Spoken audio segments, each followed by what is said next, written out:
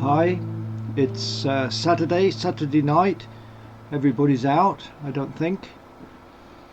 It's very quiet. Here in the UK, it's about 6:20. This is another impromptu session. I've been tweaking the sound levels, so hopefully the voice and guitar and backing tracks are more in sync. They were drowning each other out before. So welcome to this session. I'm here for a little while to play some music, to engage with you. If anybody would like to fire away and start a conversation going, it can be about anything: woodwork, routing, music, motorbikes, kit cars, high tech. My interests are quite varied. They centre around woodworking and design. I love ideas, innovating. I always think necessity is the mother of invention. So let's try and find something that I haven't played before. I'm playing quite a lot of the same stuff. DGMA7.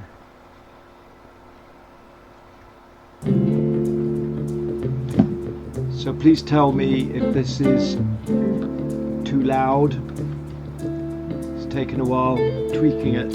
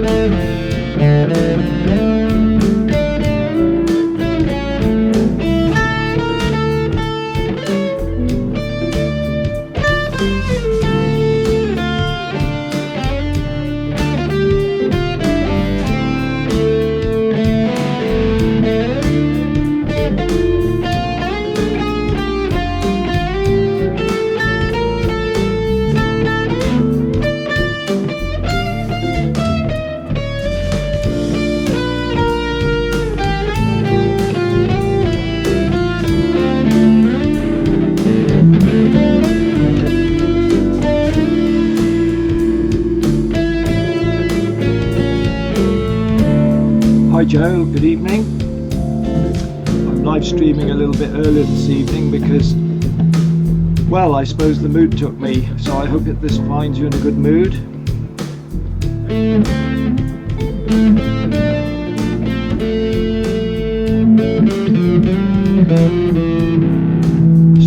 while trying to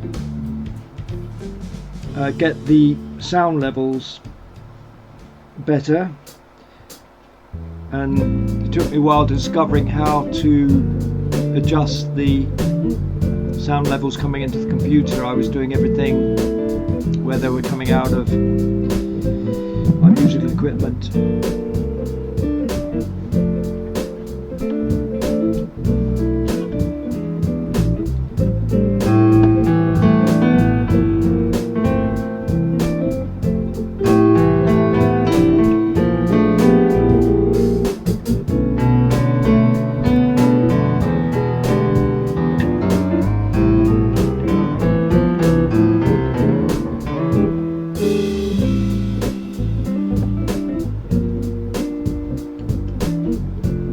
It's a Saturday night. It's just so weird. I live about half a mile from the centre of a busy city, and it would be absolutely reeling now with tourists. I mean, it's so sunny and warm, and it's like a ghost town, but it's good that everybody is locking in, locking down. It's the only way. So I'm hoping to spend the time maybe learning some new songs. The guys I normally play at the wine bar, I suggested that we did a song, and our main lead singer has come up with a really great song that he's specially composed, and I'm going to ask everybody to record their bit on a mobile phone and then send it to me, and then I can layer the tracks and then produce a final song and upload it. I wish the technology was possible to invite guys out there, guys and girls, to join in jamming with me. There's one thing I've missed in my life is people to jam with. I mean, this may sound a contradiction if I play with these guys, but I do fit in quite a lot to their style, and because they tend to do more popular stuff than I do. I mean, more mainstream, you know, stuff like Sweet Caroline and Johnny Cash and, you know, Elton John, whereas I tend to do more eclectic stuff. I don't know why. It's just, you know, you play and listen to what you enjoy, like gypsy jazz. We were talking the other evening how very few people hear gypsy jazz. They're not aware of it, and yet it's a fantastic genre. So it'd be great to have a virtual jam where I start with, say, a backing track like this, and then people join in.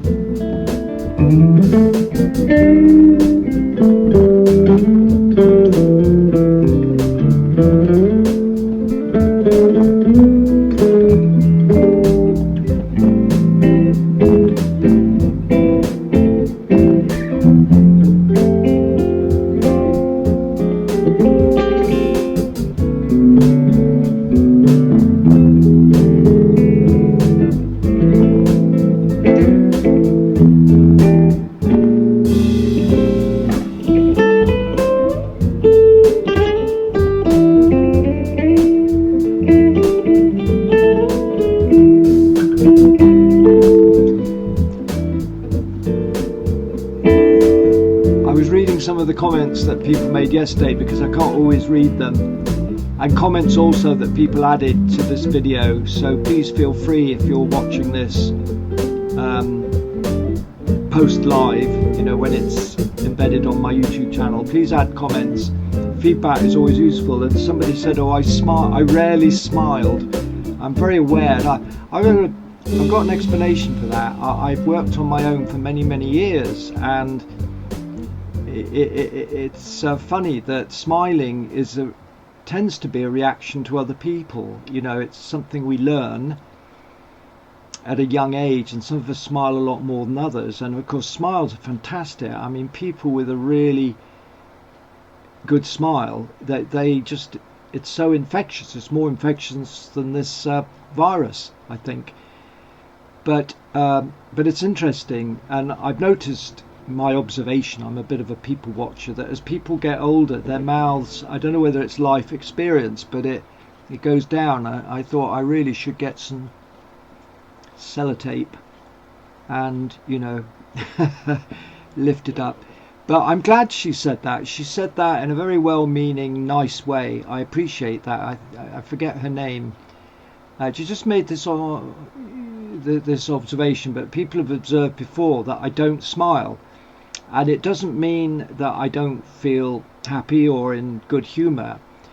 I prefer not to look at myself. I'm having to look at myself here in this monitor just to see that the guitar and everything is in frame. But it's a very good point. So this is my challenge this evening. This evening session is to smile more. All right. And if somebody tells me a joke that I can laugh to, then that will give me an even better reason for smiling. Us on our own don't have any reason to smile much. I mean, it's true. It is an isolation thing that you. It's a sociable thing, smiling, and if for circumstance or choice of lifestyle you find yourself on your own. But maybe this is something that we should all be doing during this lockdown period, which is deliberately smiling at ourselves in a mirror, not putting on a false smile, but the very physical act of lifting, the muscles in the cheeks and squinting the eyes and or whatever is involved in a smile, I think would help us. And it's a funny old world. I mean, what can I say? The mind is a minefield of just how powerful the mind is and how it affects so much. I used to be a teacher for many years. I mean, I adored working with young people, and I was a woodwork teacher, and in a way the system chased me out, and the fact woodwork was always regarded as a Cinderella subject put me off. It was too much of a compromise, but I did love working with young people. I still do, in a very informal way when they're helping me with my kit car or whatever. And I've lost my train of thought because I just read that comment, like talking, if you do it with nobody you get strange reaction. I do believe more and more. I mean, I used to feel guilty about look, I sacrificed not getting married, having kids for my art, and in a way people would disagree with me, but it was actually quite a big price to pay, that I felt I couldn't support a wife and children, all the demands of modern children wanting more and more and more, and it would destroy me. I couldn't, I just couldn't think how I would survive, because I only just got by, being an artist on my own for many years. But I really think you have to be true to yourself and be your own person. And I think I always have been. I'm not saying I'm better than anybody else. I'm just saying that I've felt guilty for many years leading a rather selfish life, but then I look at other people and I think, well, they're just as selfish as I am. If anything, families can be very selfish. Anyway, I won't delve on that, but I think going back to what I was saying, we smile for yourself. It may make you feel better. In the same way that sometimes affirmations, if you've gone through a really difficult period in your life, and one of the techniques is to stand in front of the mirror and say, I'm okay, I am okay.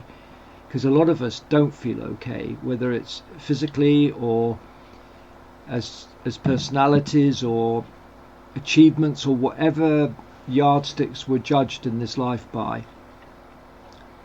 A lot of us don't feel okay, and we're always hankering after something else, something beyond us, something beyond our reach.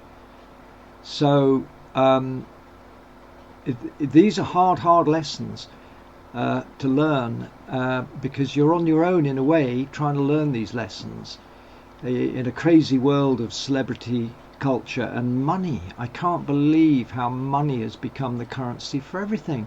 I always thought there are people who are into money, and then there's other aspects, important aspects of culture that use money as an evil necessity rather than in itself, but it's got into everything, into education. I mean, maybe that's just political privatization of everything. But I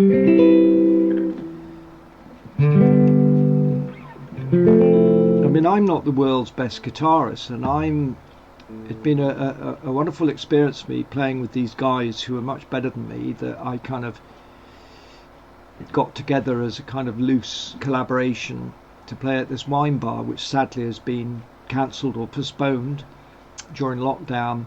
And we're working on a song at the moment, a kind of virtual gig that I'm going to edit together. But these guys are real pros. They've been, I joined the party late. I got limited chords, blah blah blah, but I've improved my playing and I'm beginning to value myself. And also there's another guy, I won't mention him by name, but he's a lead player and he's played with some of the best lead guitarists on this planet. And so it's a privilege for me to be playing with him, and he's just sent some nice little compliments. He said, "Oh, you've done some great lead guitar playing there, Jez," and just little things like that. And that's another thing, I think, be kind to other people as well. It's the first thing I learned as a teacher. You praise children, you don't kick the shit out of them, as my father did to me, and he was a teacher. He should have known better. But a little bit of praise. Don't overindulge kids. Don't overpraise them, but just acknowledge that, yeah, that is good. That is great. However, if you want to talk about woodworking, that'd be fine.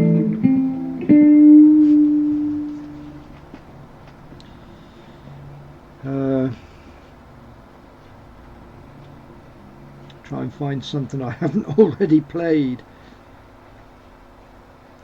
I mean, look, the other thing is, why do we do things? I'm doing this for me, essentially, because this is, I mean, not completely, but people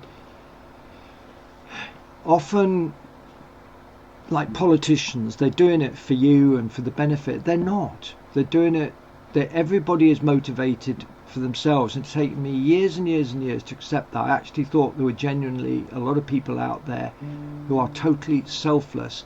But if you are totally selfless, you're going to have issues. You'll fall apart. You have to have a self. In a way, ego is a dirty word in Western society, but I do think that an ego is important.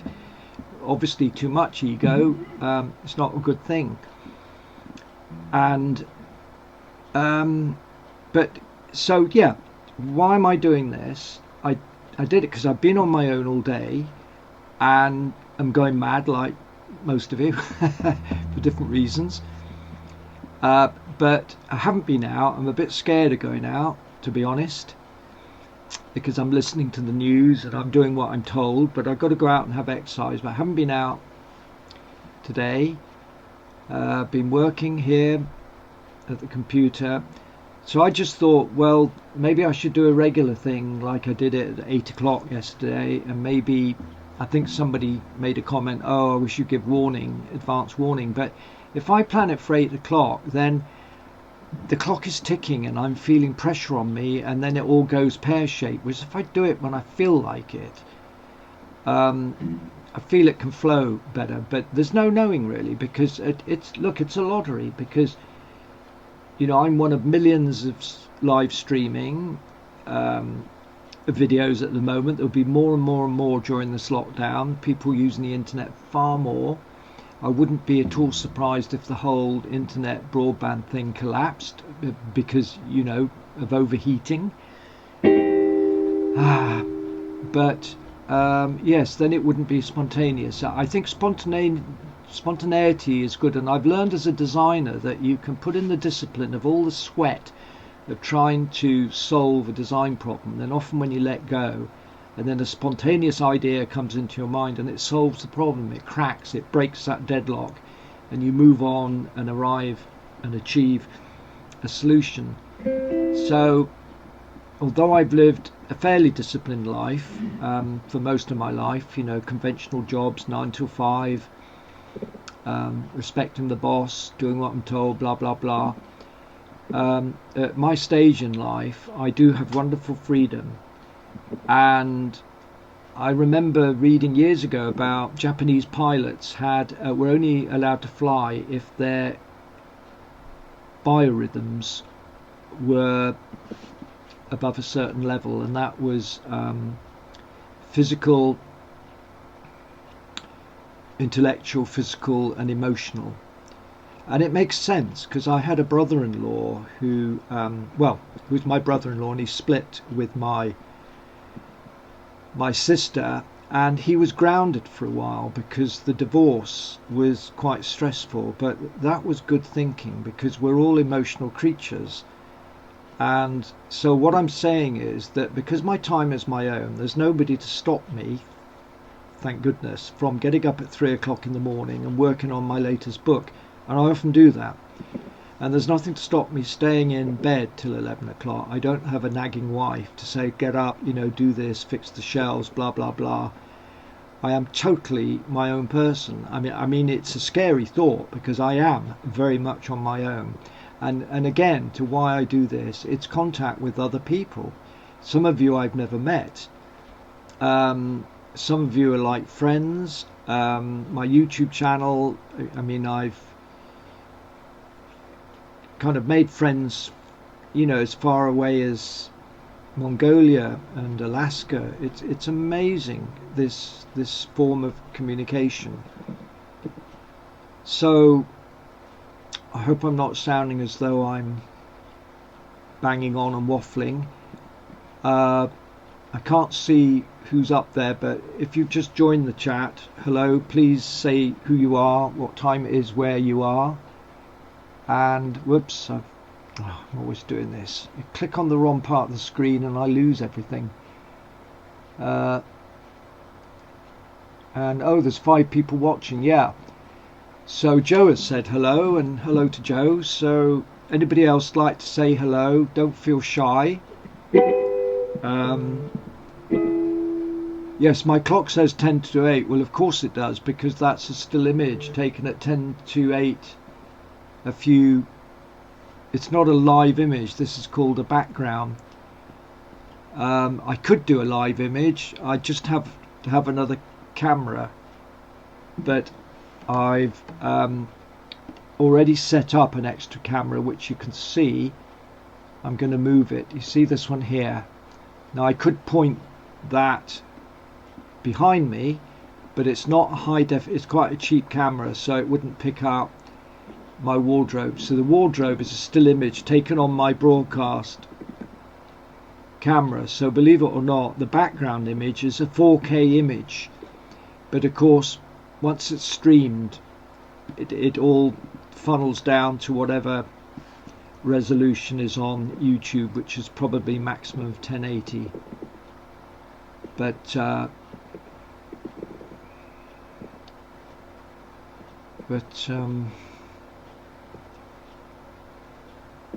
so how's life with you today? Has something good happened today? Has something good happened to you? Something to make you smile? There's a video that I saw and I've lost. I can't trace it, and I want to share. It is so funny. It's a guy in a washroom washing his hands, and he finds everything he touches. He tries turning the tap off, having washed his hands, and then he's got to clean the tap, and it's just so funny because he lands up in utter chaos, trapped in the bathroom, because it's such a good illustration of just the number of things we touch. And it's funny how a bit of humour like that. I remember John Cleese used to do a lot of business videos, because they use humour as a way of a very effective tool for learning. I mean, we know how influential comedians are and how they can get away with Blue Werder. I watched Mike Reed last night. I think he's died. It was an old one. It was unbelievable what he got away with. I mean, it was a distraction, let's put it that way. But I mean, it was so politically and sexually and gender related incorrect. And yet the audience then were loving it. And I thought, this must be 1980s. But I think, well, maybe the video was put up in 2000 because it said 2000. But of course, we live in a different world today. I mean, it's changing. The language, everything, and what we can laugh at and what we can talk about. Wasn't there a guy called George Orwell? So I should be playing guitar. Please say hello if you've joined in. I'm here to interact with you, not to deliver a monologue. So I'll try and find another song. Maybe everybody's having supper, or maybe they haven't got up yet in America, whatever. But I'll play another song, another tune.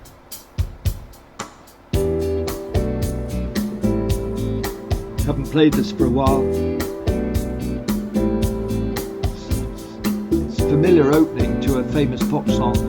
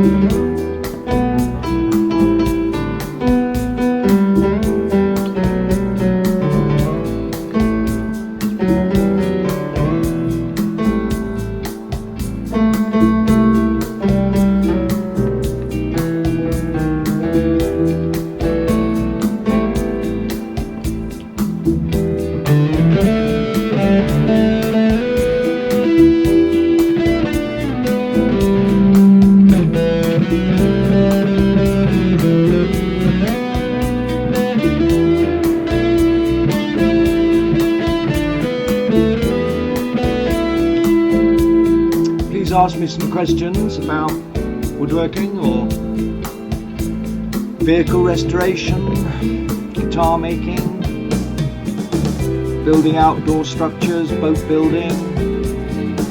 It's fascinating, all the different woodworking crafts and how they all have different disciplines, different conventions. Very interesting.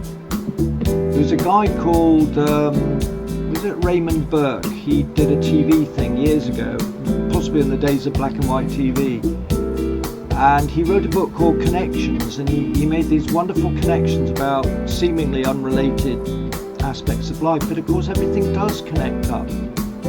I don't know why we live in such separate bubbles and separate universes all on the same planet.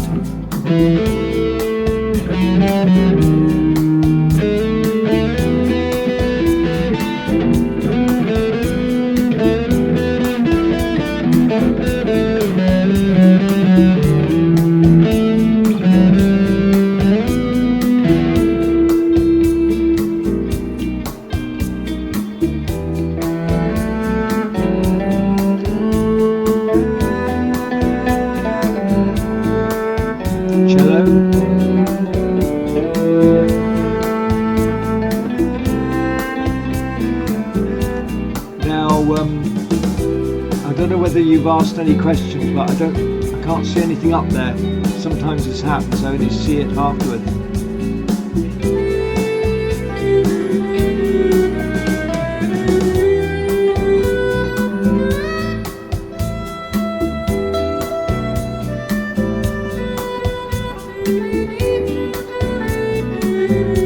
Cello is actually quite difficult to play. It can sound very synthetic if you're not careful.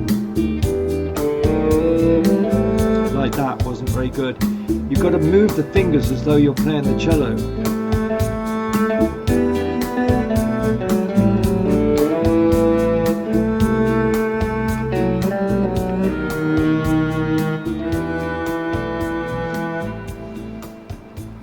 So that was a little bit of Latin.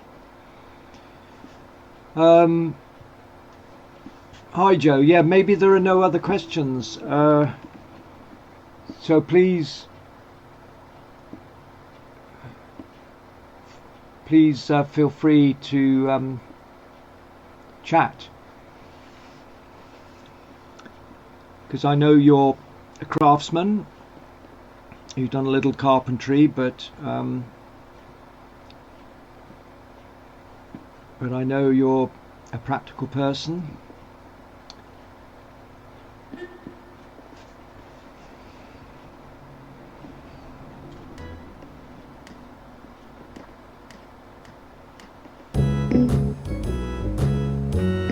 It's a bit wacky.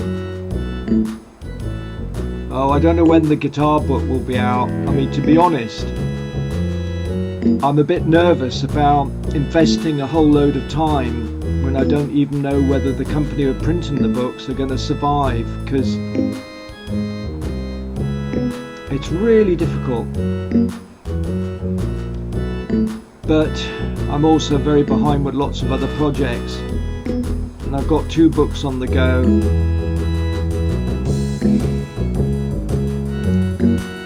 And I think in a way, if I was bombarded with a lot of requests like, when is this book coming out, I want to order one ahead, then I'd be motivated to pull my finger out and work long hours. I mean, I work 14-hour days on the router book. I mean, you've got a copy, so you can see the work that went into it. But maybe that, I'm working on the design and make book as well, and that's quite difficult to structure. So maybe I should work more on the guitar book.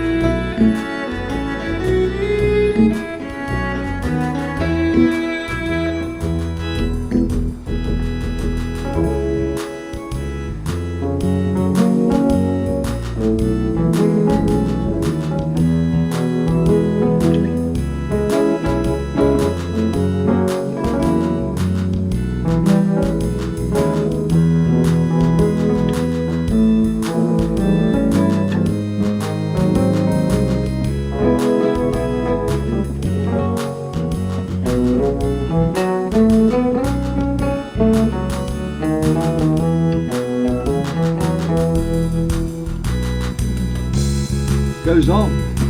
Isn't she lovely? La la la. It didn't arrive yet. I was just typing about it when you answered. I'm confused, Joe. The book that I sent you is the router book.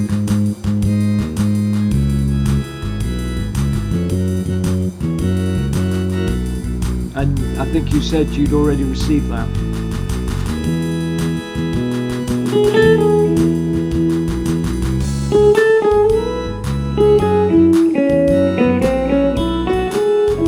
This must be on a loop, this one. Yeah, yeah, yeah, yeah, yeah. Yeah, yeah, yeah, yeah, yeah, yeah. It's so quiet and so peaceful here. I'm very lucky. It's a very, where I live is a very sedate, quite a conservative sort of city. I've lived in different parts of the country, you know, London, I've lived in the country. Now Joe, you confuse me because the router book I sent you and I said, have you received it? And you said, yes, you're not opening it for a day. In other words, you're putting it into quarantine. And I sent that at least a week ago, so you should have received it.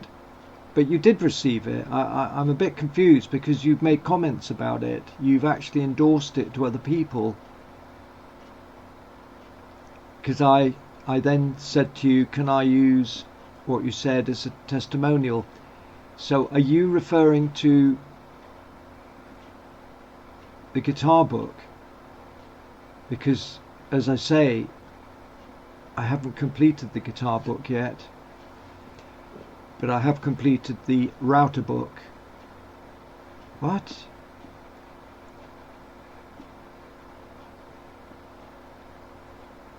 Oh Joe, forgive me, my apology. I'm confusing you, I don't know why, with a guy called Graham, who is one of my regulars. And I beg your pardon, I must be losing the plot. But yes, I did send you the book. Oh. And you know what? It takes ages to get into the post office, just the queues. But you should have received that. I beg your pardon. Yes, my mistake. My apologies, Joe. Let me think about this. I'll have to try and get you another one out. This is the problem. You know, things can get lost in the post at the best of times, and under this huge pressure, who knows? We can't rely on anything. I mean, in a strange way, I started off doing the ebooks and they started selling really well, and then my sales went right down, as though, well, ebooks are perceived as really cheap, but they're instant. There's no waiting at a post office and paying quite a high price for postage. And I'm told that I should be really offering delivery free, but my profit margins aren't that great to start with. So it's a right old mess at the moment. But at any rate, going back to your book, you one of the guys, the early adopters who pre-ordered it, and you were on the list of about half a dozen whenever it was. It must have been at least a couple of weeks ago, and I got them out. However, enough of me rambling on. I will make a note of that and pursue that tomorrow and try and get you out another one.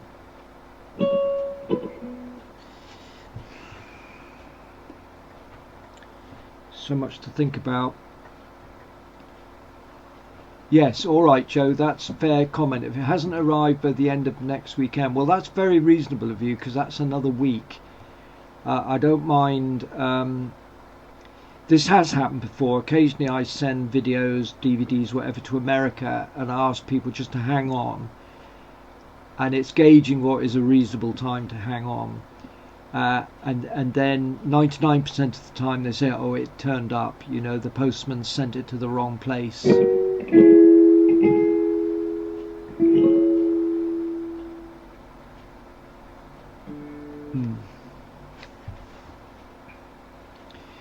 You see, this may sound silly, but the only letterboxes we've got in town are ridiculous old Victorian ones, and they're about that wide, and my DVDs used to fit in, and I could walk down round the corner from where I live, pop the DVD in the post. Now I've got to go half a mile to a post office, queue up, and now it means queuing up outside the shop and round the block just to post one item.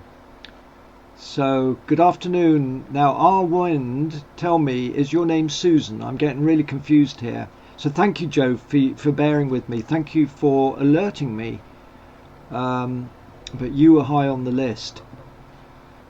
Just talking about my books that have got lost in the post.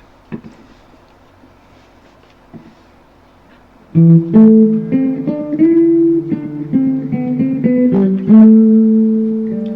Susan. Hello, Susan. Now, is it your husband who's a woodworker, or you just started woodworking?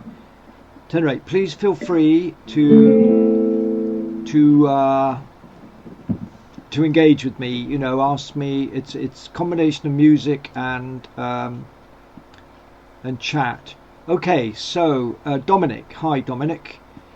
Your name is familiar. I found one of your articles, The Caterpillar Rocker, in a woodworking magazine I inherited from my grandfather. Do you still do articles for... it's scrolled out of vision. For magazines? Yes, I do. Thank you for asking me this question. Very topical. Because I've been currently writing some articles for The Woodworker magazine, and that is the same magazine. Now, The Woodworker was established in 1904. I don't have them at hand, but I got a lot of the very early copies. And I wrote my very first article for The Woodworker in 1962. The very first, because I later became a writer and a woodworking author. And so I have a bit of a feeling for it. And they are struggling at the moment. They're already hitting hard times, and I'm contributing a few extra articles just to help keep the magazine afloat. And there must be a lot of writing talent out there. So please, if any of you are or know anybody who's got something to say about woodworking and is a good writer, please contact me, because these magazines need the support of of people, because magazines to a large extent have been taken over by online media. And this is one of the reasons that I wrote my hardback books, because I thought, well, they're traditional, hardback books, and they'll hopefully last long, because a lot of what I write is more, it's reference material. It's not shock of the new. Even though these are innovative guitars, they're based on solid tradition of guitar making. So yes, Susan, mail from Britain takes between 1 and 2 weeks. This is really helpful feedback, because my local post office tell me about 5 days. Because, to be honest, one of the reasons I don't sell any of my products on Amazon is I get roasted alive. It's so in favor of the consumer. They can buy stuff, they can use it, return it, no quibble, and write terrible reviews. The book I've just written, and everybody wants it yesterday, and they want it free postage, and it's an unlevel playing field. But the router book I wrote, so this is The Art of the Carpenter. Sorry, I have to do my little commercial plug as well, because I need to sell my books, but I'll keep my commercial plug brief. But the router book, the original one, was a best-selling book, won awards, and I wrote it in 1989. And occasionally I Google my own name, on the internet, not out of vanity, but also to see who's using my stuff, because people do steal things and claim it's their copyright. And so when I googled my name, I came up against this negative review. In fact, a couple of them. One said the delivery was appalling. And when I then clicked on the page, it turned out that the Amazon reseller of my original book was guilty of the poor service, not me, but it was associated with my name. And another guy gave my book 1 star, saying it's not what it promises. It doesn't have any projects in it. Well, either somebody tore out the pages or he was lying. But that was detrimental to my reputation, and I contacted Amazon and nothing was done about it. And that review is still up there, because when people Google, if they want to check out who you are and whether you're authentic, and something negative comes up, they may not take the trouble to find out exactly what it is, the detail, and you will be branded by that. So I'm just saying, I'm refraining from getting involved with Amazon. I use Amazon all the time for buying things, like I bought this camera and the software, and and some of the electronics used in my handmade guitar, I bought it via Amazon. So I went slightly off the point there,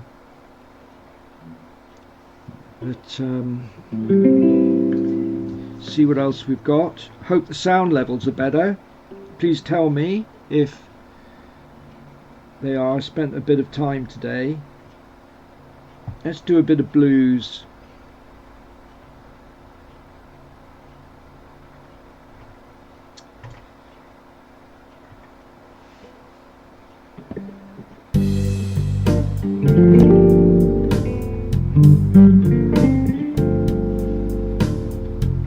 La la la la. I don't have to play to this, it's quite nice background. So do ask. I've hopefully adjusted the sound levels so that you can hear my voice. It took me ages finding the sound levels. You see, I'm a Windows XP person and I hate Windows 8 and 10, especially 10. Just nothing it's no longer intuitive. It's all these new kids on the block reinventing the wheel. Why can't they stay with a good system? After all, in woodworking we stay with the same joints for centuries from one century to another.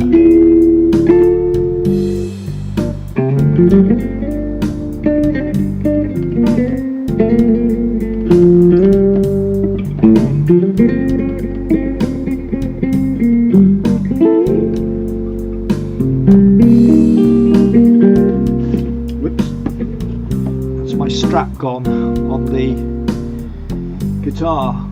Now I am trying to find the strap behind my back.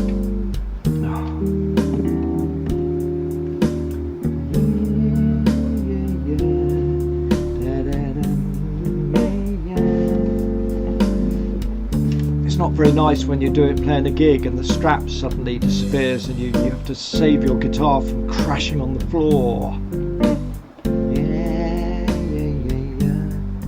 Now, one of my upcoming videos, my problem is I have far too many projects on the boil at once. Crazy. But I'm doing one called, I think I'm going to call it batten woodworking, but this isn't strictly a batten, it's prepared machined wood that's come from the batten size. So I think, off the top of my head, this is machined to 34mm by 18mm, and it's probably, the technical description is a strip of wood. I've used the term batten rather genetically, and slightly thicker sections of it I've used with a glue gun and built benches, cabinets, unbelievable. So I've been using this technique because I buy this in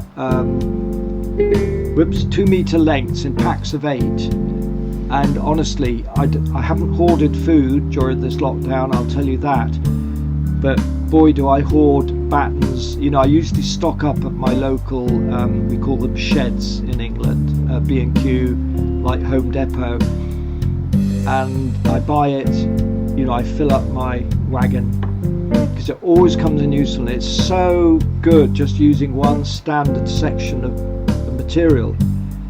And in my router book I've built a very simple router table around a Triton router, which is quite a unique router. So off the top of my head I've got to find the page. Bluesy, woozy, woozy, where's the page? Oh dear. I should look up the index. There we are. And I made a mock-up router table using the Triton router inverted, and I used the fence as the tabletop. Don't know whether you can see that. And that's made out of this material, whoops, let's do it to the other camera, this section timber. and I use a glue gun to fabricate it really quickly, and then I reinforce it with screws if needed, because it's a temporary bond, the glue gun. Alright, so Susan, you do, both your husband and I do a bit of woodworking. We do a lot of carpentry, remodeling, our self-built house. Oh, I'm envious. I'd love to build a house. Currently in our more senior years, I want to do more woodworking. Yes, why not? And you can tailor it according to whatever interests you. It could be lathe work, where you just buy a lathe and buy a couple of tools, or there's so many complexions of woodwork, so many levels, so many aspects, that specialist fields, etc., within woodworking. So what in particular are you thinking of doing? You built your own house. Fantastic. Is that a timber house?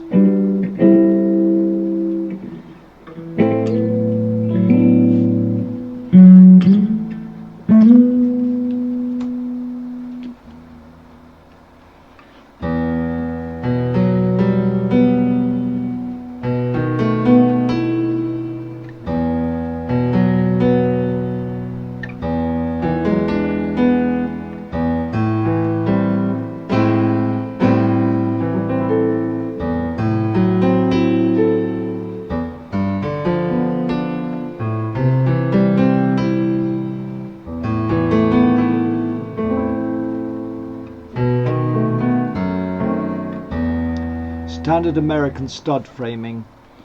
I've never been to America, but I think you're a lot more adventurous than we in England, and the woodworking culture is much bigger. There's a book called the Encyclopedia of Woodworking Techniques, which was originally published in Britain, called The Techniques of Furniture Making. And the editor of, I think it's Popular American Woodworking, asked me if I'd do a revised edition. It's in its third edition. They wanted me to do the fourth edition. And we had great difficulty in tracking down the copyright owners, so nothing happened to that. But we discussed the logistics of it, and because getting a new book onto the market in Britain is really very difficult. It's a much smaller market. And you know, it's a very generational thing. I see you say you're senior in your senior years, but I'm very conscious that we should be teaching to youngsters, the generations following us, because when we go, the culture could disappear, or it would take a long time to regain. But yes, America, and it's more adventurous. It's great. I went to Australia a few years. I'm editing some videos at the moment of my trip to Australia. I'm going to put those up on my channel. And again, it was wonderful. When I arrived in Perth, Western Australia in 1986, it was probably a bit like the Wild West of America. It was all very new. There was a lot of money pouring in, a lot of building, a lot of innovation, a lot of people emigrating to Australia, and a long way from anywhere else. And I've never been to America, so it's a big country.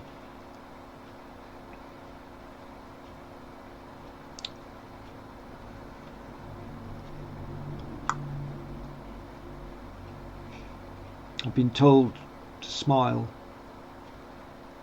Was it you, Susan, who told me to smile? Somebody left a comment. It was a lady. She said, I rarely smiled.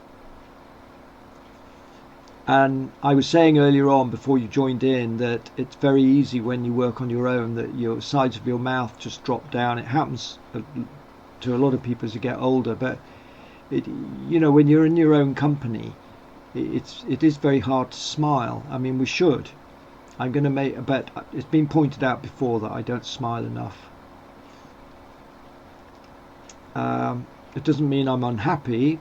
But if somebody could crack a really funny joke, then I would smile.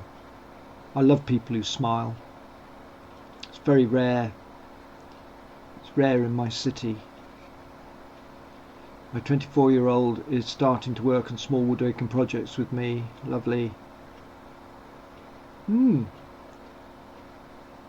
wonder what you mean by small. Cabinets, stools, what sort of stuff. If you just joined, welcome to this very impromptu session. I don't know why I'm doing it. I did one yesterday. I don't really believe in overexposure because you can run out of things to talk about, and my musical repertoire is quite limited. I'm trying to do some songs that I didn't do yesterday, and I'm running a bit short, but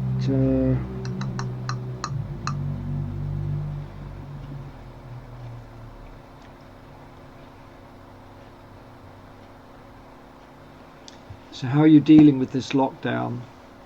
Maybe you don't want to talk about it. Maybe you've got somebody close to you who was affected.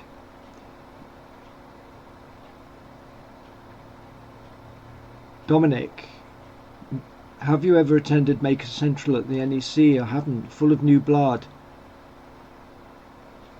Yes, I ought to. Thank you. I will make a note of that. It's a funny old world. In my time I was quite well known, and you suddenly get, there are new kids on the block, and what happens is it's a cut off. They don't know who you are, and it's really quite hard when you've had a media who created your notoriety in the first place to suddenly ignore you. I mean, there's a saying, footballers are only as good as their last goal, but I just feel slightly sensitive to the fact that there's no sense of history in Britain, and that whilst I would be the first to applaud and encourage young talent, I am in fact an organiser and judge of a national furniture design and making award that has a sponsor of the biggest tool company in the country. It's on hold at the moment, but it's called the Alan Peters Furniture Award. Please check it out on my website on the bottom corner, left corner, Woodomain.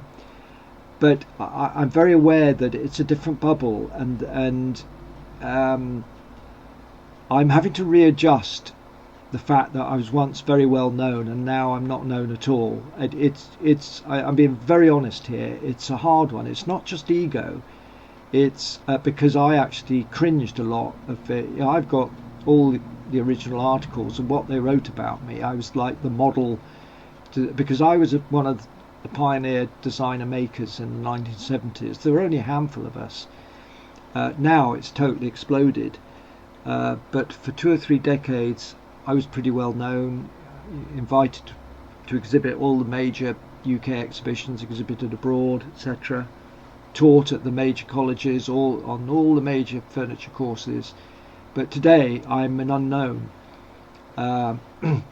So I'm just kind of trying to explain why I've probably almost given up.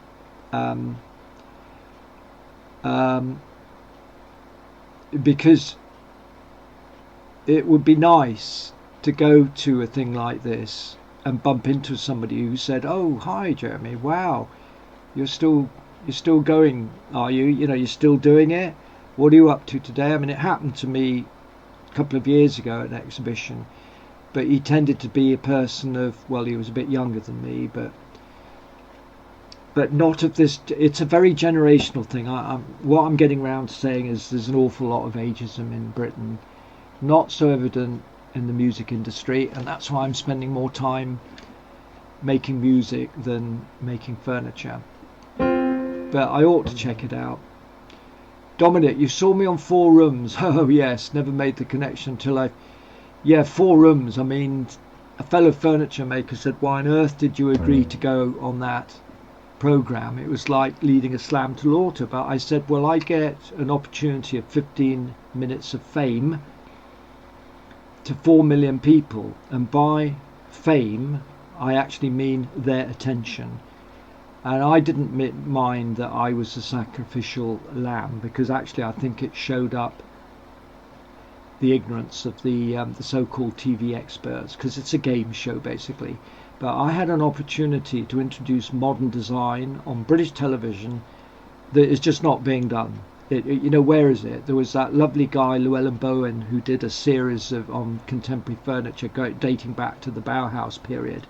He's a great guy, love him. I met him once, and but there's very little, and there's a lot of public ignorance. But I don't regret that, because they didn't know what the wood was they used. They thought it was a rare wood, and I wish that the thing is, they edited out a lot of what I said. This is the problem, that they'll edit it according to their agenda, which is a game show and all about clinching the deal. I was offered something like 200 or 300 quid for a cabinet that I'd sold for £5,000-6,000, because I've made about 4 of them. However, yeah, 4 rooms, I don't regret it. I actually really liked the woman who, Anita, what was her name? A very talented young presenter who went on to do some documentaries about Russia and other. What's her name? Anita Rainey or somebody. But she, off camera, talked to me and said, "Oh, I love your furniture." And she said, "I love modern furniture." I said, "Well, you're very unusual." I said, "I would love to do a television program on contemporary furniture." And I rather hope something would come of that. However, nothing wrong with the episode you were in, Joe. Oh, so you saw that. No, but they edited out. It frustrated me, because I did have some quite sharp answers, and they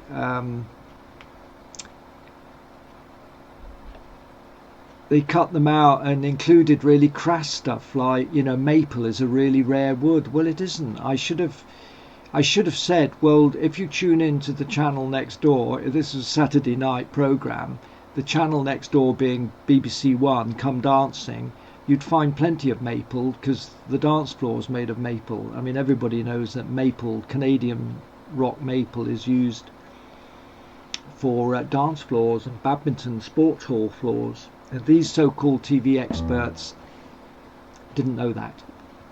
Does anyone produce interviews of woodworkers on YouTube? Yes, I do. I set up Thinkingham Video in 1988. I think I explained in my previous live stream that I applied to 6 film schools. They all turned me down, so I taught myself, got a bit of broadcast television experience, and then set up Thinkingham Video. And I began documenting craft. And I usually sell them, but I recently launched one of my documentaries called A Very English Maker, and I've given that for free. It took a year to edit, and I've given it for free. I'm sorry, but I have to pay the bills, and I've earned maybe £5 a month from it, people viewing it, but that's had quite a lot of views. And it is a proper documentary style, and I hope I'm not boastful to say I think I'm the only guy who's doing documentaries, serious in-depth documentaries on other craftsmen.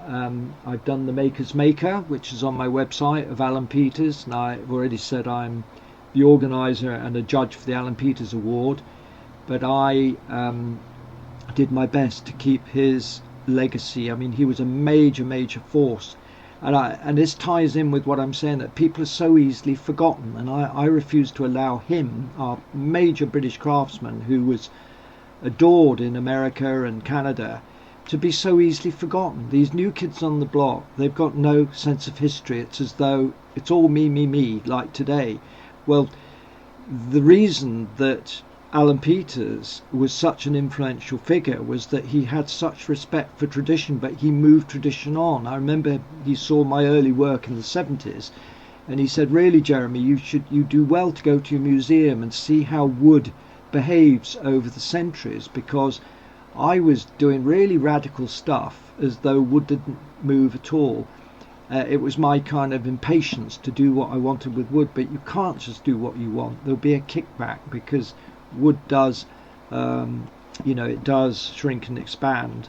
And he was an absolute master of understanding wood. A lot of some of his designs for tables, all the components had the grain going in the same direction. So the whole table would shrink and expand, maybe by a millimetre at most in a day. You wouldn't notice it. But where you've got bits of wood in conflicting configurations and you don't allow for movement, then you'll have problems.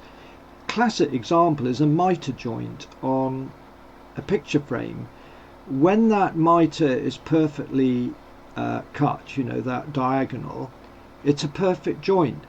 But as the wood dries out and the timber shrinks, look at a picture frame next time, or any mitered frame, and you'll see a gap on the inside. It's where the timber has shrunk and it's no longer a tight joint, it's opened up. So wood will move whatever you do.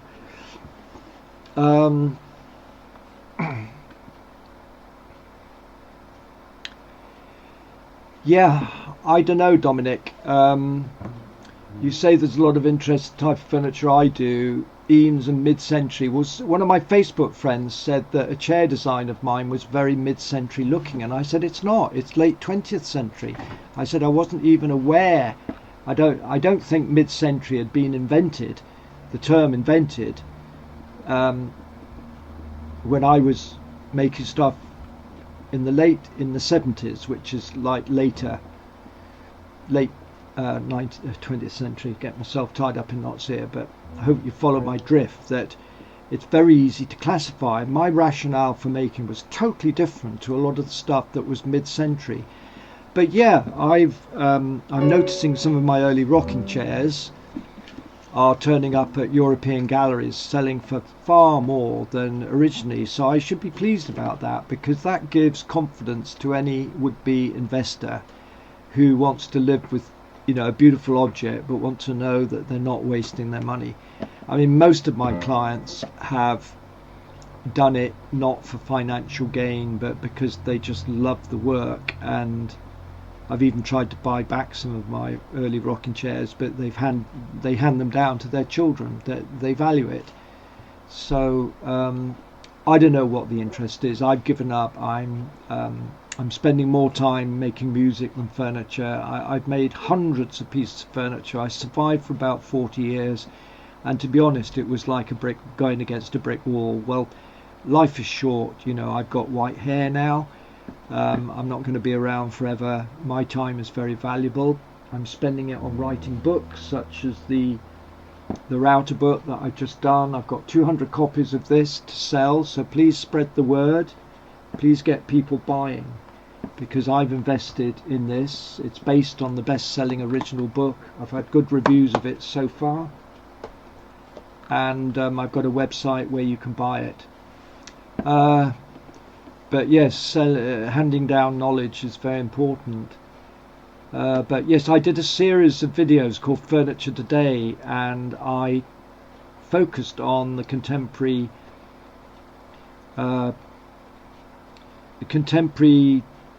British studio furniture. There's so many different labels, but from the 1970s to the early noughties. And I knew everybody. I got images of their work. I'd exhibited with everybody. But the reference point was I did a series of DVDs that dated furniture back to the Magna Carta.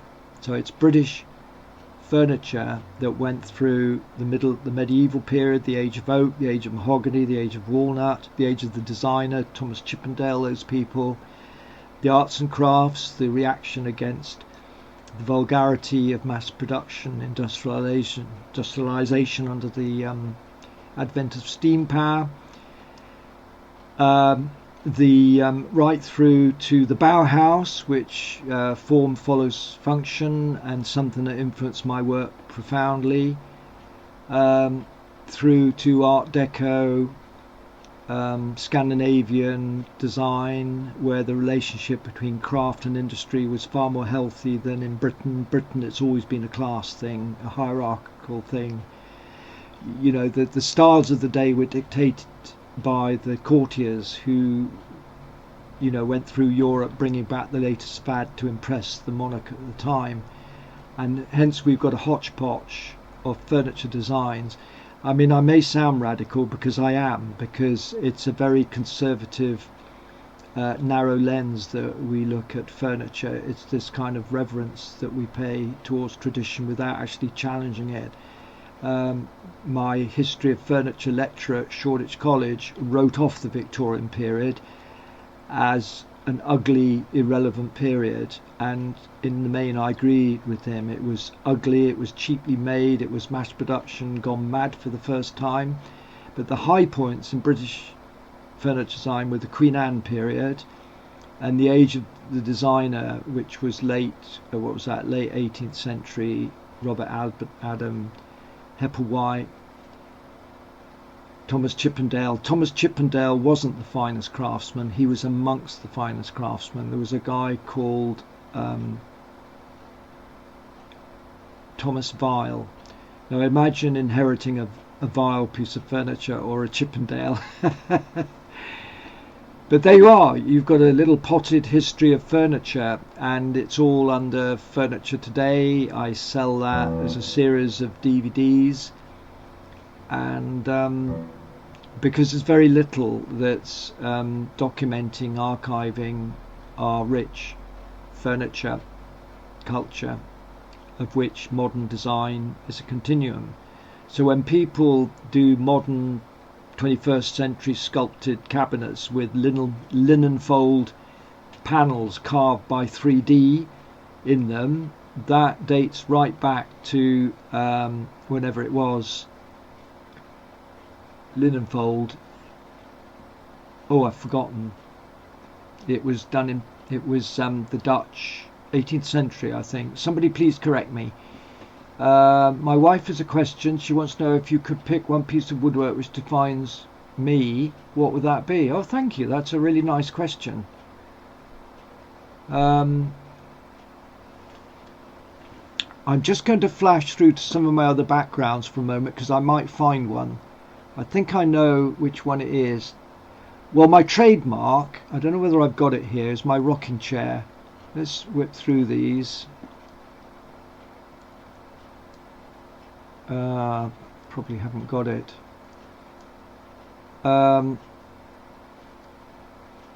I can find it.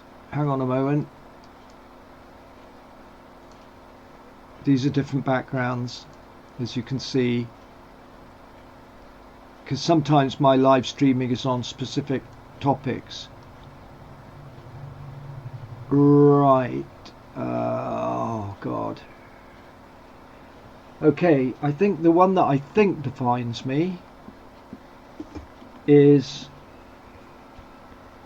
in one of my books, The Art of the Carpenter. So I'm going to have to go back. Yeah, the zigzag table is probably my most innovative design because of the center joint. That first one was about 6 foot diameter. Right, let's get back to this background because I've got two cameras. Just bear with me, please. I'm trying to find. It's getting very dark in here actually now. But this is, whoops, this is a low light camera. I am rather cluttered, my environment, but my trademark design, because I sold these chairs all around the world, is my rocking chair. I don't tend to publicize it a lot because, well, you know, I don't want people stealing the design. They say plagiarism is the greatest form of flattery, but that's how I paid my bills. I made over 300 of these chairs, and when you think that most craftsmen make one-offs, some very expensive ones, my early chairs sold for about £40. Currently there's one in Germany selling for about £1,400, and I know quite a few have sold around the £1,000 mark. So I would say that's a defining chair. Now Joe O'Brien says the Caterpillar rocker. Well, the Caterpillar rocking chair evolved from the high back rocking chair that I've just shown you, because it used exactly the same data in terms of the rake angle, the seat, everything. It was just a completely different structure, and I've done a new version of the rocking chair. I'm just trying to find it in my book. Maybe it's not in there. But the new Caterpillar rocker, oh.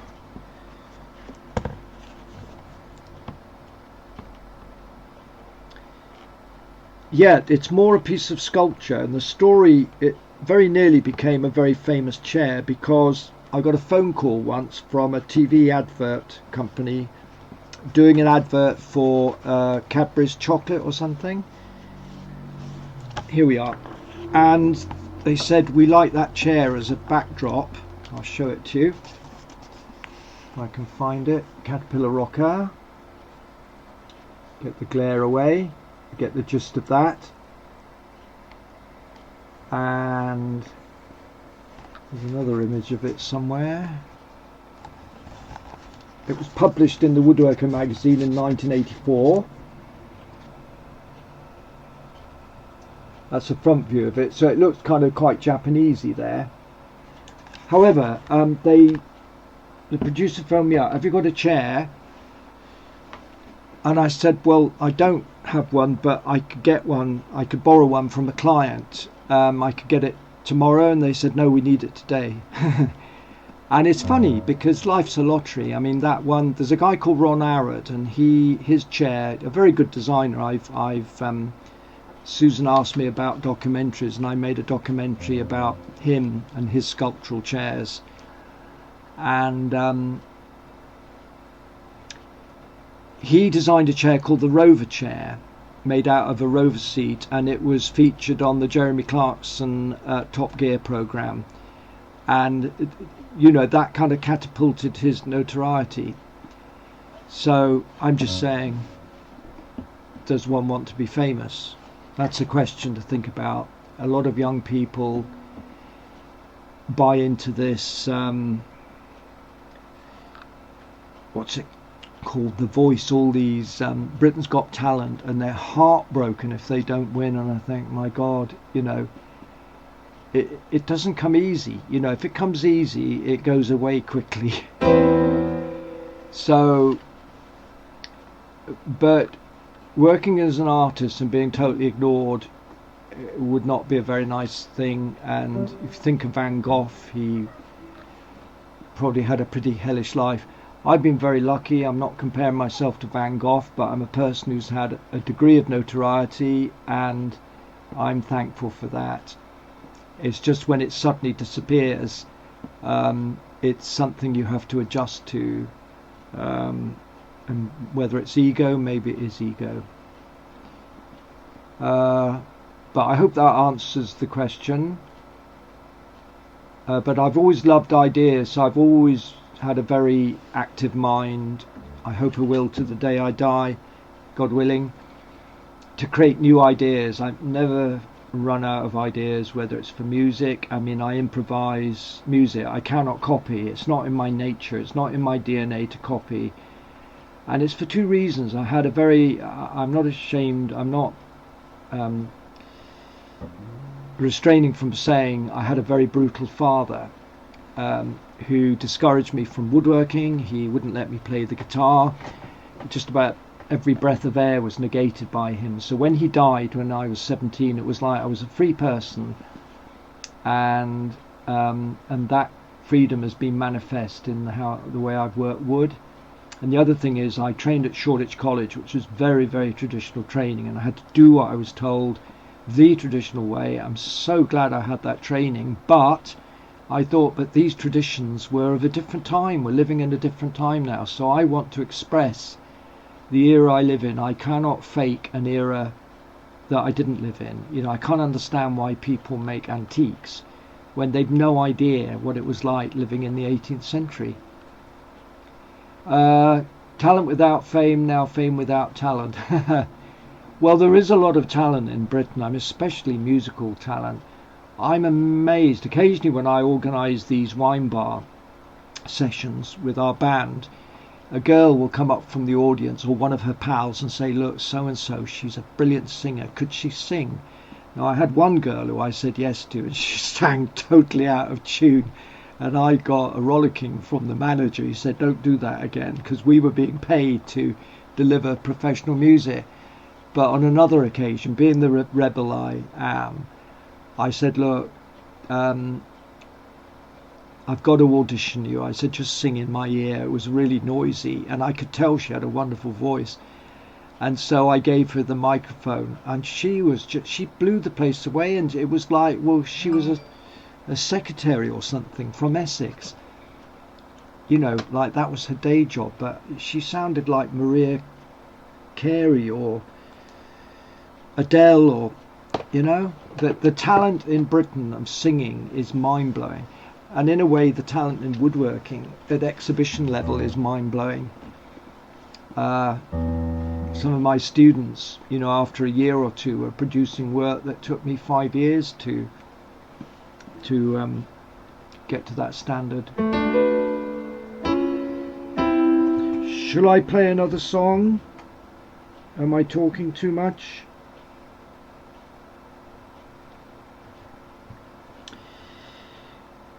My friend and I were busking Danny Shaler. He's now quite a famous actor, so he probably wouldn't be pleased that I mentioned that he once busked on the streets with me, but it's a very good rehearsal room. He had a good voice, very good guitarist, and he was doing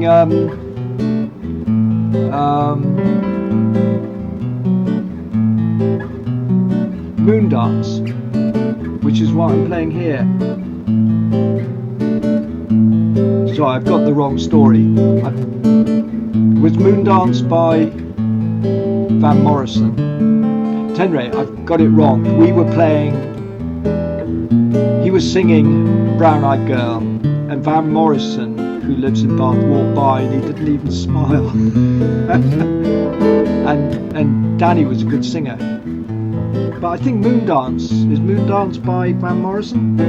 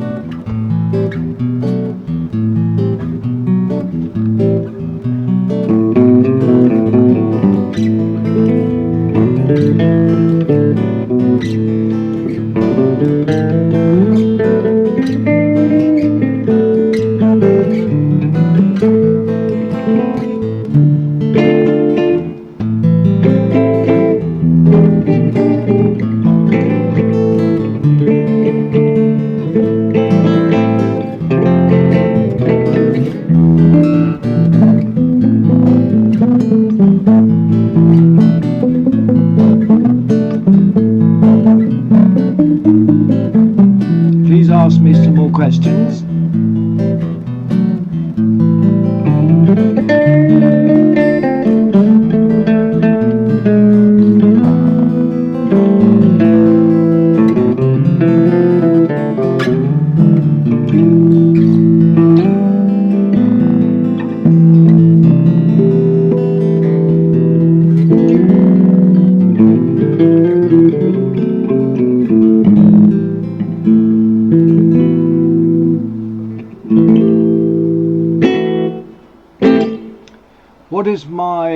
What's your wood shop like now? Susan asks. Untidy. I haven't tidied it up. It's very small. I actually have 3 small workshops. I've always had small workshops. They're absolutely jam-packed with, you know, everything I need to make anything. Which when I started off, I had hardly any tools. I had no money. Couldn't borrow money. So, fame without talent. There's a song there.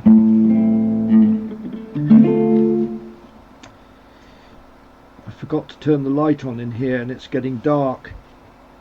and so I can't see the thing.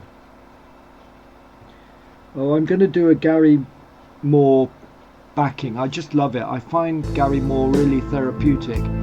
I hope you like it as well. This is called The Messiah. I don't know how to play it, but it uses an organ.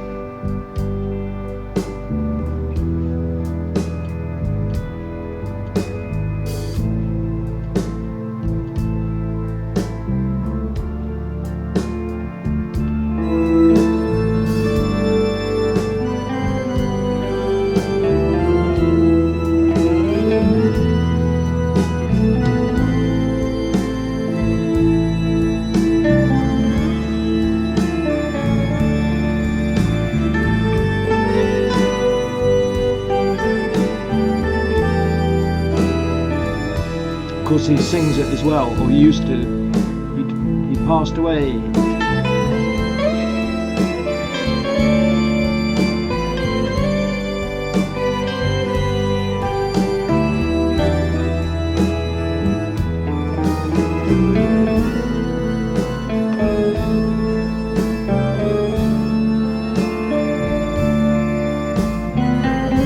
Why did your wife say no to buying a Triton router?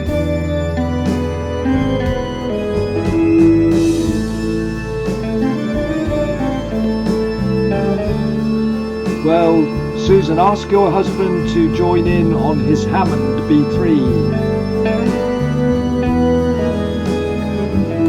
I'm using a synthesizer through my handmade jazz acoustic guitar.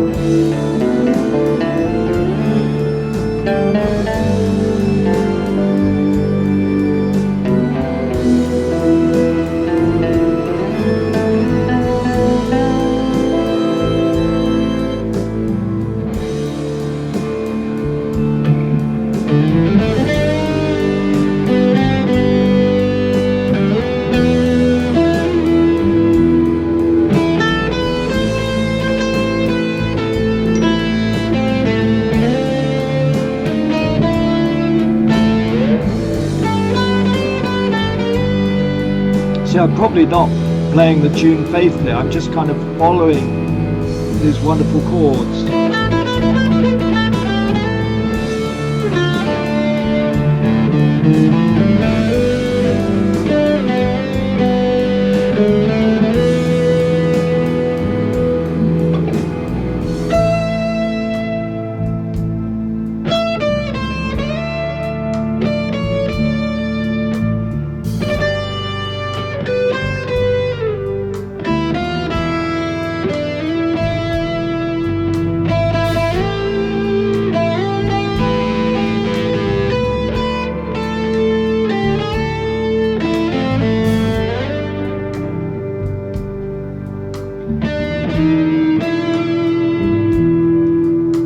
Rebuild the Bosch.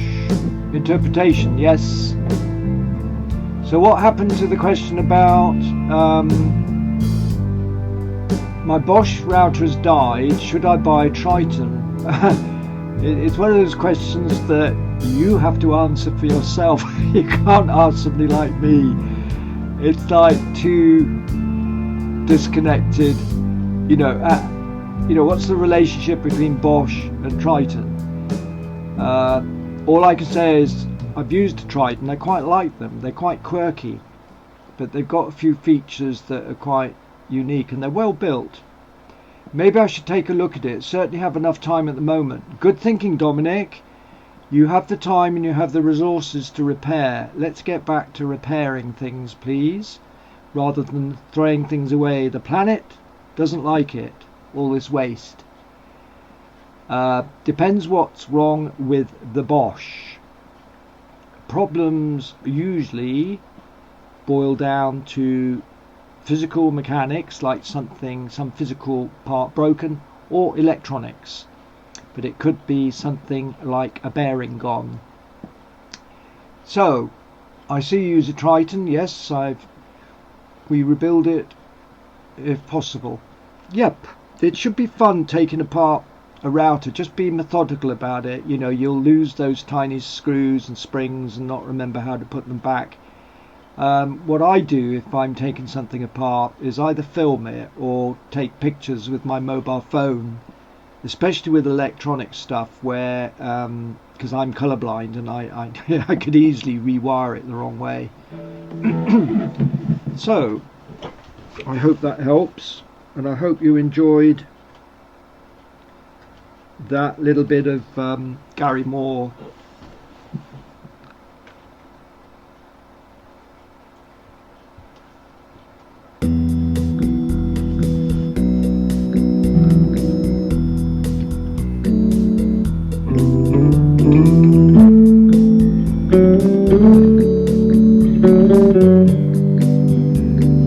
The light levels are getting really low here. It's really interesting because the cameras are automatically picking it up, and you probably won't notice it because the difference will be very subtle, but the screen is actually much brighter. Now I can see myself playing guitar on the screen rather than the actual guitar itself.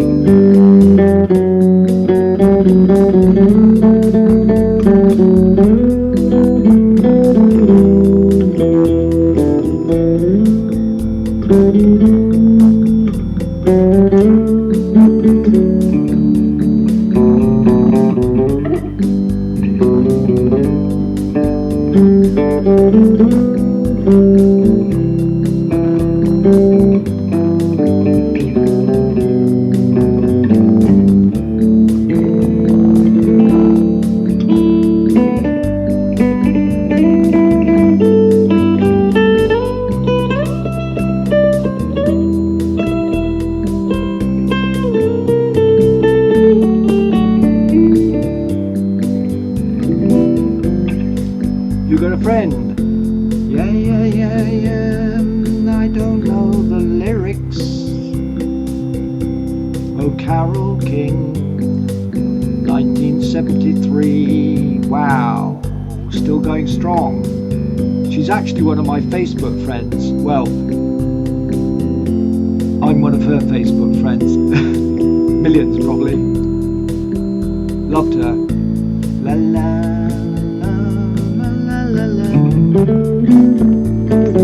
Form follows function. Let's think about that.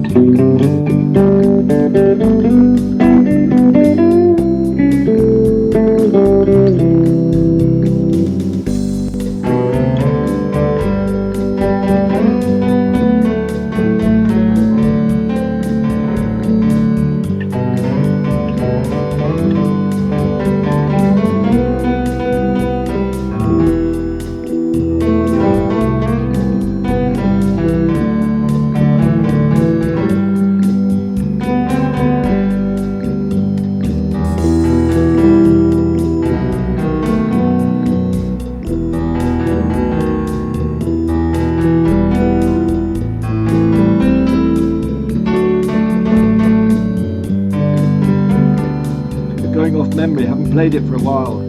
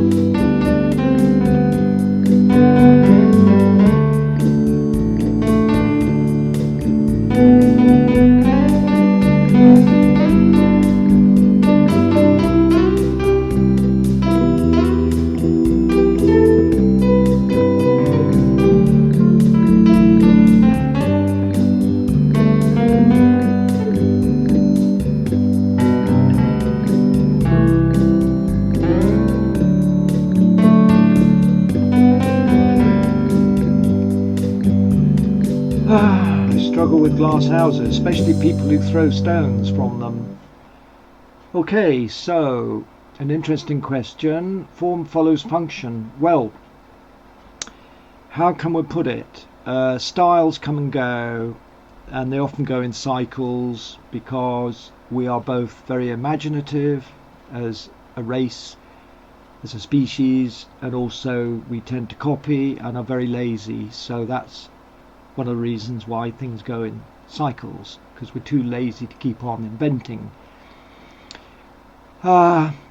So form follows function, styles come and go. Some of them are simply that, styles. But where the Bauhaus period and the axiom was form follows function, where it differs from style is it was a philosophy. It was a group of German architects mainly in the 1920s, and they got together, and typically Germanic were very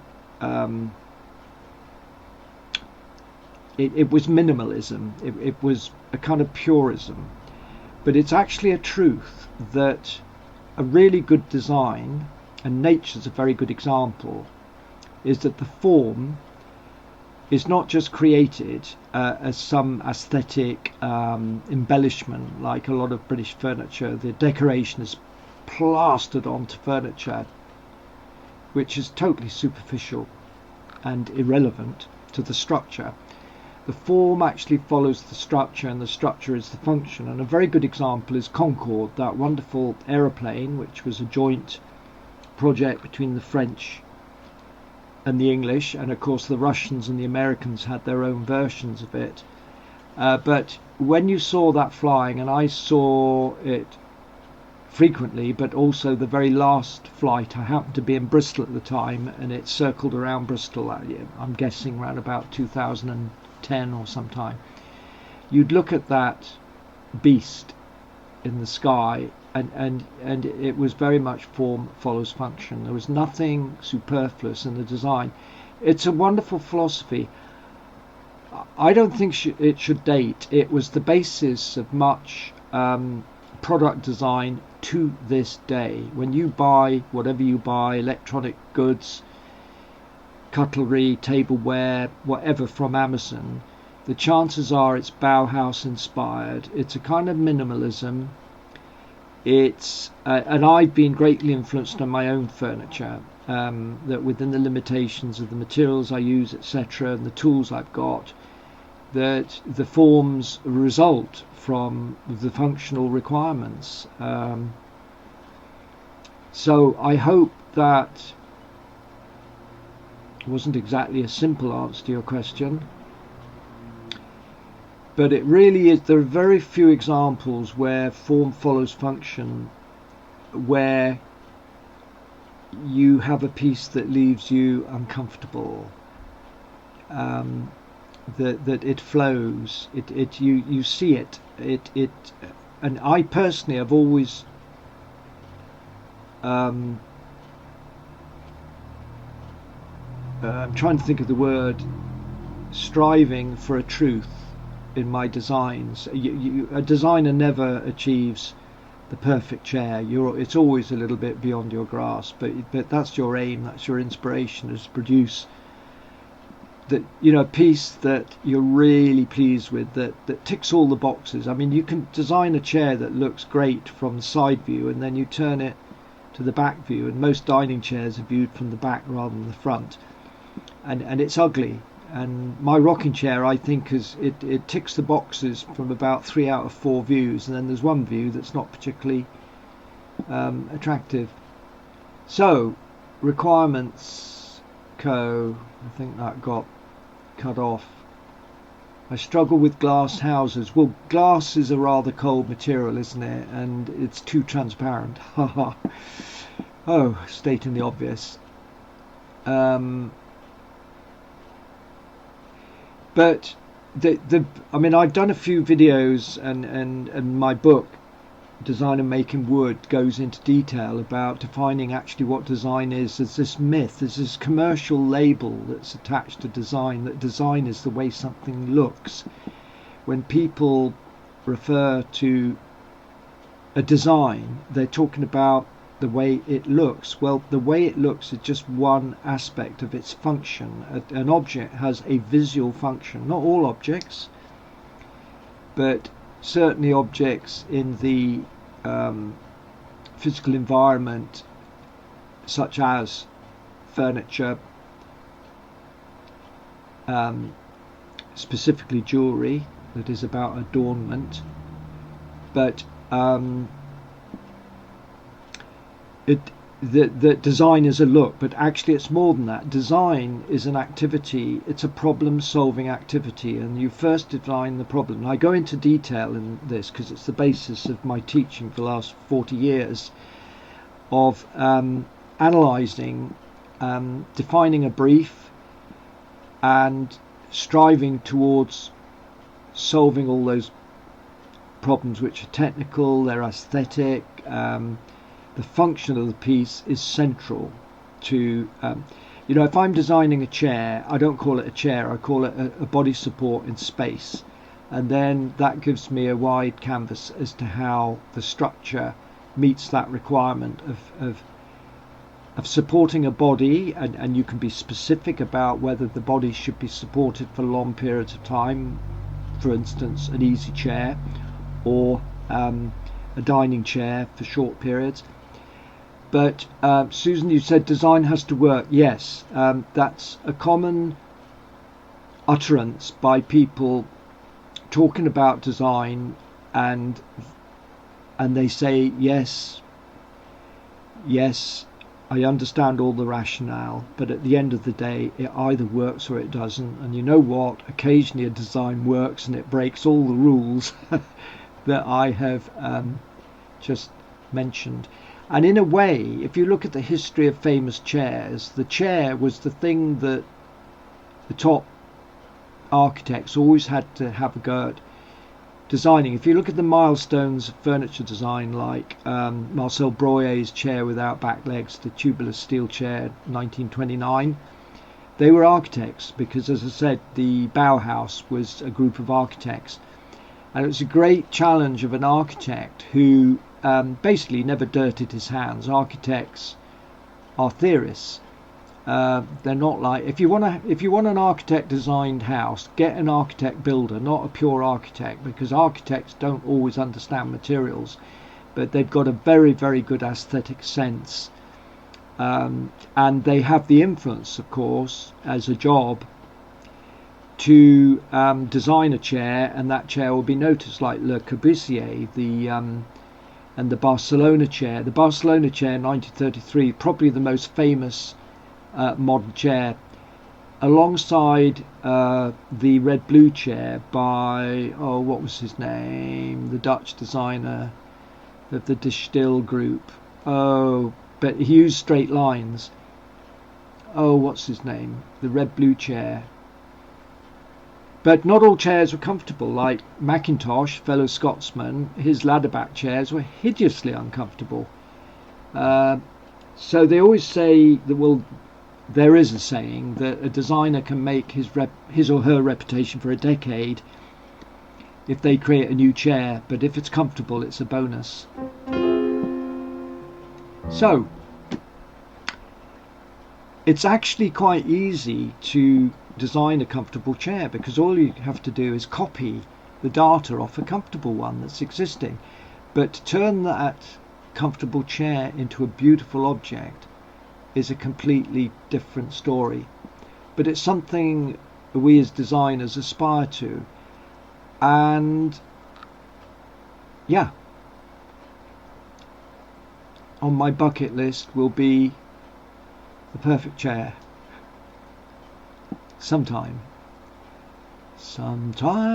over the rainbow. I'm trying to learn that song, because here in England, every Thursday people come out. I go out on my back balcony and I bang a saucepan in support of the National Health Service, and apparently the anthem seems to be The song is Sometime Over a Rainbow, and I think Judy Garland sang that. So I'm learning the chords, and I'm going to blast it out from my PA system from my balcony next Thursday, hoping that others, because I live in a kind of echo chamber valley where there are lots of streets, and you can hear it. The Lounge Chair by Charles and Ray Eames. Yeah. I thought I got rid of all my moths. I got rid of most of them using that sticky pheromone, whatever it is, tape. But yes, design, great thing to talk about. I know the Lounge Chair by Charles Eames, because that's plywood, I think.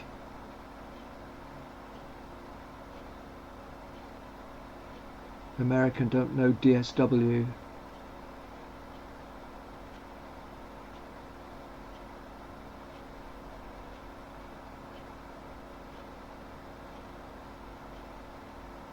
Somewhere over the rainbow. On my next live stream I might try it. Yes, plywood and leather. I personally never liked that chair, but it was a milestone in technology, and of course a lot of these technologies resulted. America really came to fore in the 1950s, and like with Harry Bertoya, I've got a Harry Bertoya chair, wonderful kind of mesh steel chair and leather. So moving on from the 1920s Bauhaus period, the Second World War gave birth to a lot of technical innovation, of course, in materials, of which furniture was a good outlet.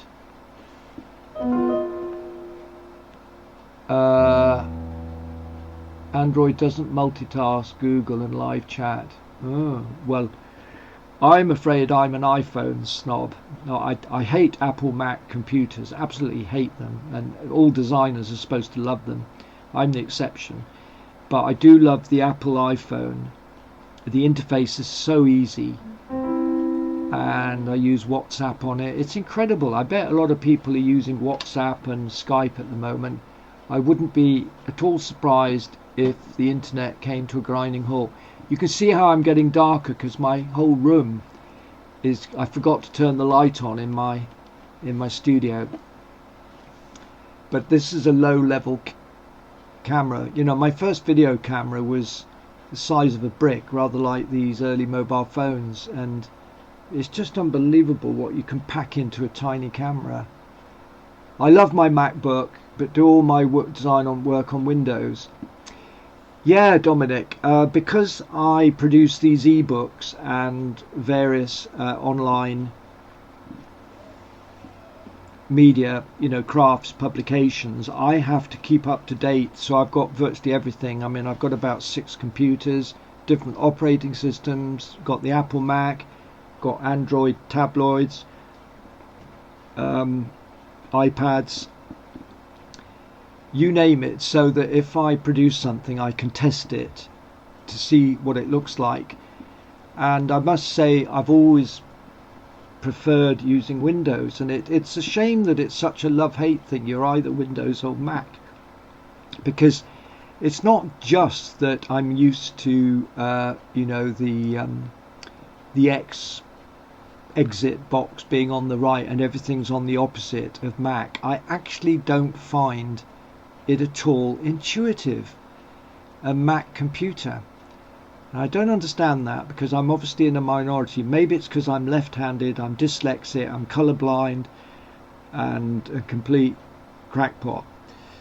But whatever. But I love Windows, but I don't like Windows 10. I've got a Windows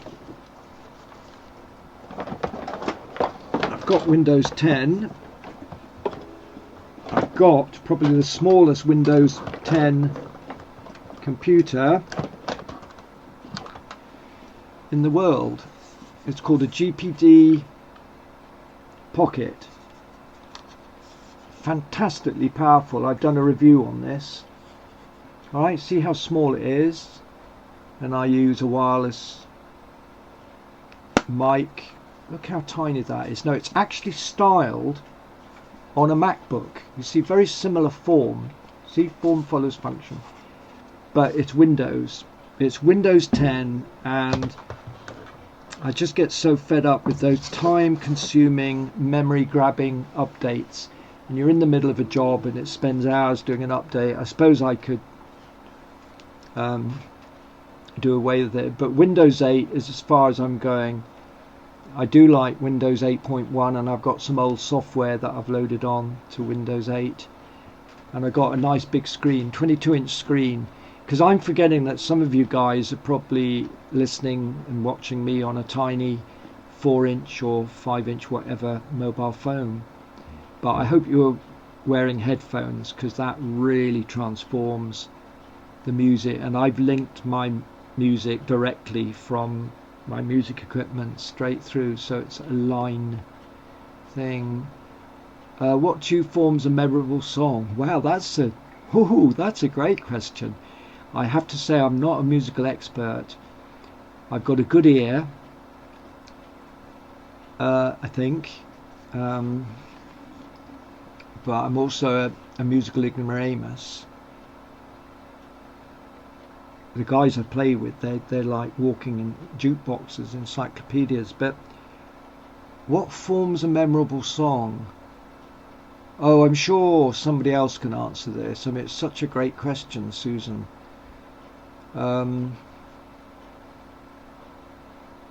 It's hard to put it in words. It's something, it's subconscious. I tell you what it is, it's all mathematics. It's vibrations and numbers, that's what it is. There's no other explanation. Because when a song, I'm trying to think, Imagine, okay? John Lennon. I'm not an expert on this, or what little I know is a lot of the Beatles music was rooted, whether they were aware of it, I don't know, in medieval music, but their structures are absolutely perfect. And I'm an absolute Beatles fan. I mean, I've been learning, and I love her. And in fact, I'd like to play that.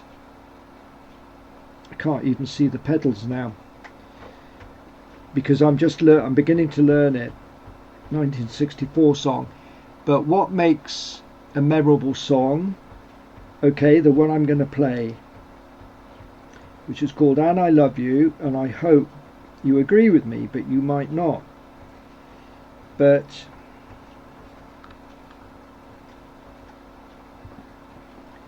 there has to be an explanation.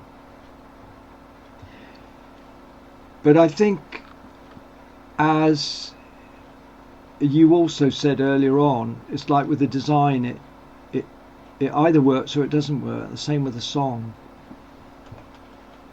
So I cannot see a thing, so I'm likely to press the wrong pedal.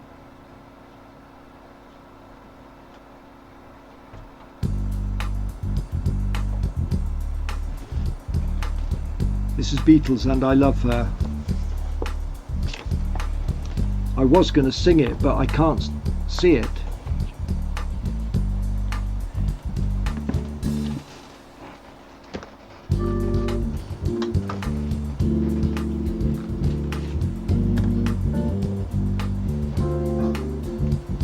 Maybe I should spare you my voice.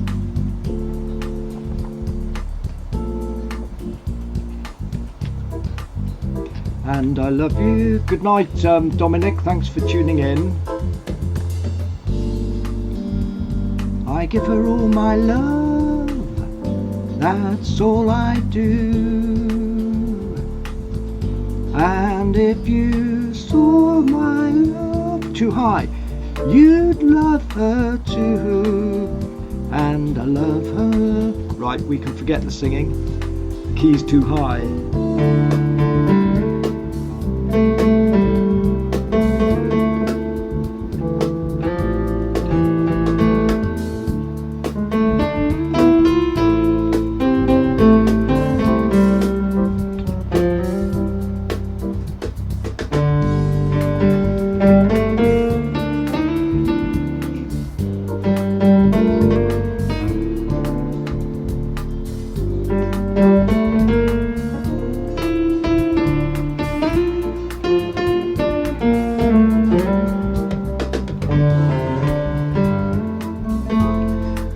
bit rusty on that, or not rusty. I've still got to learn.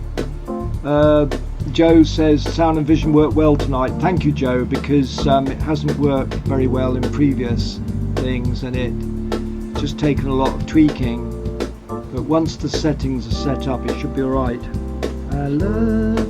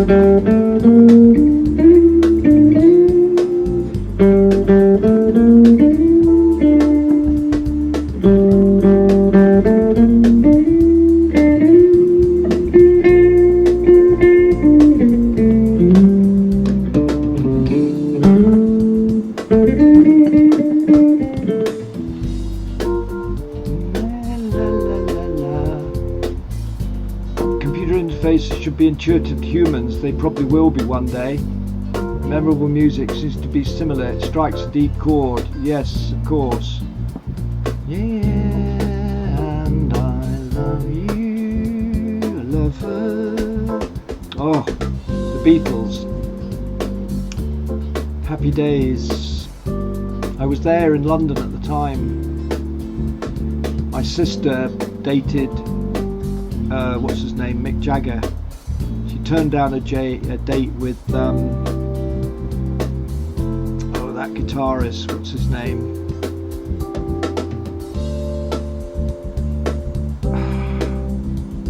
come to me, and she married the drummer of the Cat Stevens band.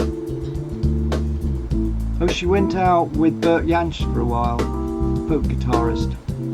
That was my older sister. Character, one of life's characters, very beautiful girl. Jimi Hendrix. She turned down a threesome with Jimi Hendrix. That would be pretty tame nowadays.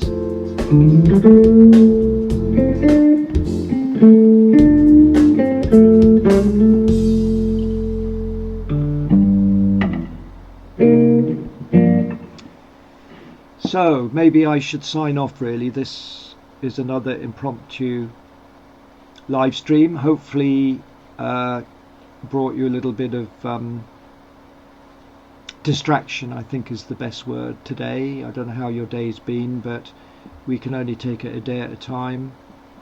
You know, it's a Saturday night. Who knows, some of you might be out on the town living it up. I've never really been a conventional person. I often lose count of what day of the week it is, or indeed whether it's a public holiday. But thank you, Susan. Please join in again and ask me any questions, or leave a comment on my YouTube channel after this recording. But it's the interaction that helps me as well, because I'm in lockdown as well. I'm on my own, and it helps me. If it helps you, it's win-win. And I'm trying to learn some new songs, etc. And I'd like to thank the wonderful people around the world who are risking their lives to keep the rest of us safe. It's truly remarkable, and it breaks my heart when I hear that they don't have proper equipment. I think, what are our governments playing at? We have plenty of warning, and even schools, design and technology departments are knocking up 3D printed face masks. So it's very sad, and let's hope most of us come out of this positively and there'll be really good changes. However,